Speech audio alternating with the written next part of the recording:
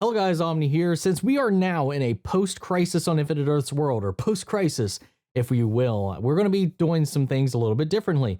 So because there's so many shows to keep up with and I'm just one person, unfortunately the reaction highlights are going to stay consistent now that the event is over with just the Arrow final season.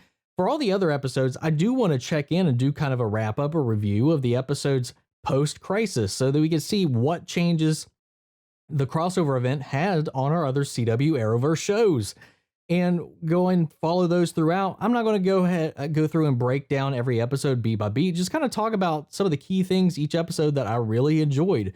And some of those changes, some of the way the world is now a little bit different from where we last left it. So that's kind of what I would like you guys to expect. Let me know if you guys like it and let me know your thoughts as well once you get down to the comments. And if you like it, support the channel by liking the video and subscribing to see more and all that good stuff. But that being said, I'm going to go ahead and start off with our first return from the Crisis on Infinite Earths crossover event with Batwoman, the first episode back to see some of the changes, the leftover storylines, the threads, and how that affects the shows primarily themselves. So if you haven't seen last night's episode of Batwoman, there will be spoilers in this because we're going to talk about that. So last warning, go ahead. If you haven't watched last night's episode, go ahead and tune out and come back once you have. So this episode really kind of focuses on her Paragon, and it does come up in this. And it starts to show that, it's really the things holding Kate back are her. And this has been a theme throughout the season so far, is that she does not like this lying aspect of being Batwoman. She doesn't like kind of putting a mask on, so to speak, not only because she is, a vigilante and you don't want your secret identity to be known, but also because it's something that she's been opposed to because of her being gay, her being a lesbian. And so there's a whole lot of layers going on there, and it even ties into the main focus of the story of this episode. And I like that we're kind of seeing the acknowledgement of the event and how it affected her, how it inspired her, how it's motivated her to do some of these things in this. And it gets propagated because in the beginning of the episode, she saves this train of people from being derailed and destroyed. And she, of course, is not paying attention. And a guy saves her from that moment. And it becomes this story. He's known as the Chris Evans of the of the GCPD. So they the media starts to make them like a thing, just doing this playful little thing. And you get a little heavy handed with this as far as the message, of course, goes, but that's kind of the focus of this and the point of it. And I actually really appreciate it. So that tells me two things here, because it comes up in the beginning of this. The MCU exists in the DC Arrowverse because they mentioned Chris Evans as Captain America. So I thought that was really funny. That being said, that pays off later when, the big thing at the end of the episode is just where she finally, she has an interview with Kara Danvers at Catco, the first little showing of the universes colliding and creating this Earth Prime. So we're really getting that first sense of this connective tissue that these shows didn't have prior to Crisis on Infinite Earths. So I'm really glad to see that. We get that she comes out in this interview to Kara Danvers, that she is a lesbian, at the end of it, that she just kind of lets that go, gives everybody that doesn't have this person to look up to a beacon, somebody to idolize and look up to see themselves in something great. And I really like that about this. There's some other two little clues here on the cover of that magazine as well, which is Lena Luthor last seen in Gotham.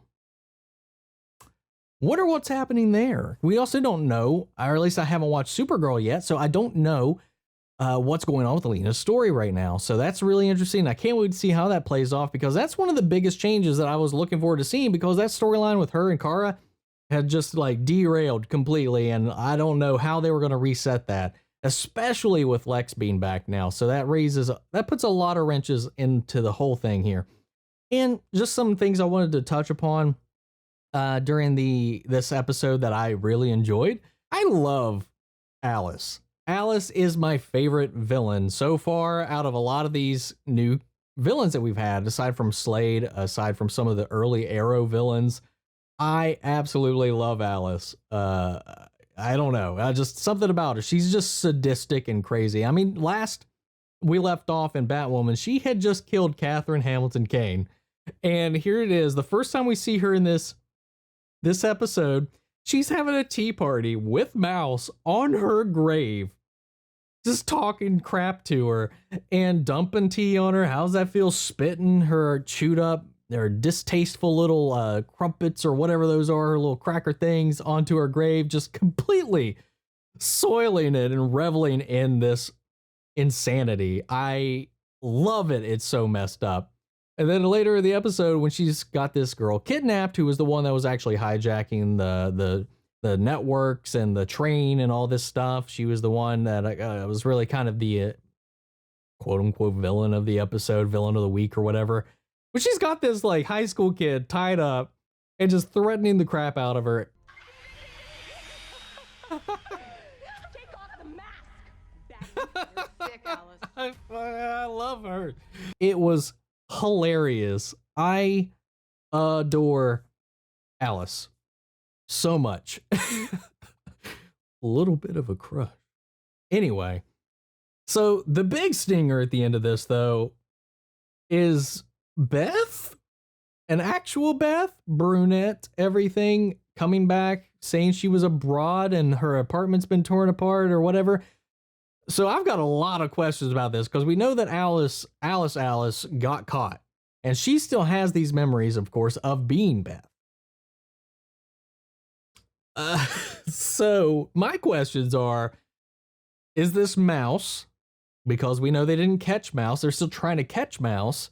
Is this Mouse just pretending to be Beth just to throw off Kate? I mean, he doesn't know about the multiverse event, so he can't use that as a way to play it against it. Did Oliver, when he reset the universe, also give her a Beth back? But what does that mean for that? Because we're still waiting. We're still pending, Harry and Jesse Quick. What happened to them? Or to Laurel? Are they going to be their separate characters, or are they getting merged in with their previous counterparts on the new Earth Prime? Or were they given refuge on Earth Prime, even though their Earth was destroyed and no longer exists? Could this be a Beth left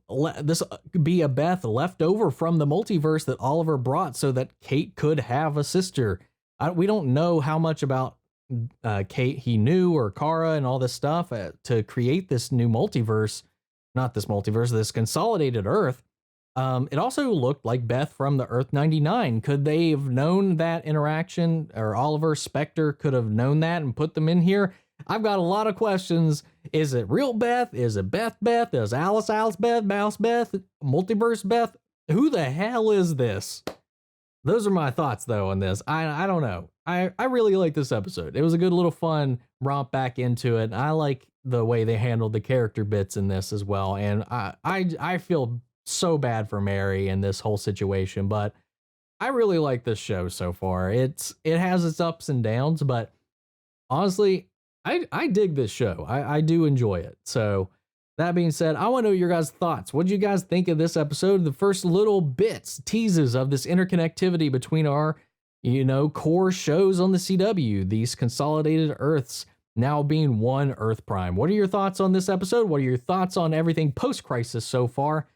Let me know your thoughts in the comments below, and we'll have that conversation after the video. But I'm looking forward to the Arrowverse post-crisis more than I ever have been at this point. I was really like, oh man, once Arrow goes, I'm just like, what is this going to be?